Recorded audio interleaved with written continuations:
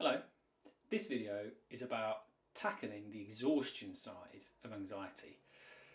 Having anxiety is exhausting for a couple of different reasons. One is your body is going a little bit faster, your heartbeat is just a little bit faster all day, and by the end of the day you're absolutely shattered.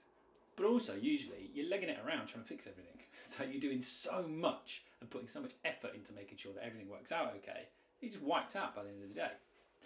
Often, one thing I'll ask people is like, do you have breaks or do you, chill out sometimes? And they'll be like, yeah, I do. Yeah. But then my second question is, when does that happen? At what point? And they'll be like, 10 at night. 10 at night, that's when I can chill out. Because essentially, either I've recognised there's only so much I can do and it's now that I've finished everything, now I can relax.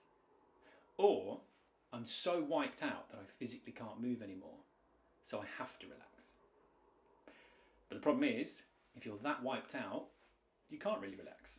You don't have any energy left to do useful things for yourself. You're too exhausted. All you can do is collapse in front of the TV. You're not going to go to the gym, you're not going to see a friend. You're not even really going to eat good stuff. You're too shattered. And that adds into the cycle again. So the next morning I wake up a little bit more exhausted. So one of the things to practice, or that can be a really helpful concept to think about, if you are somebody that this speaks to, and you think, yeah, that sounds like me, is learning how to leave energy in the tank. What we're talking about here is, if it was a car, driving it to its limit every single day means the car ain't going to last very long. It's not going to function very well. What you've got to be able to do is leave time for it to go into the garage and have a tune-up, for it to have an oil change. And it's the same with you.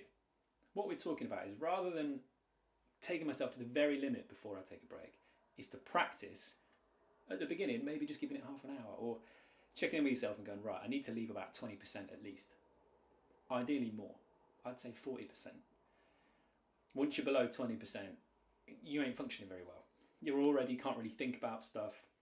Plus, when you're wiping yourself out 100%, you don't leave any space for the unexpected things. And if you are somebody that worries about stuff, odds are you've got your fingers in lots of different pies, there's always something that's going on.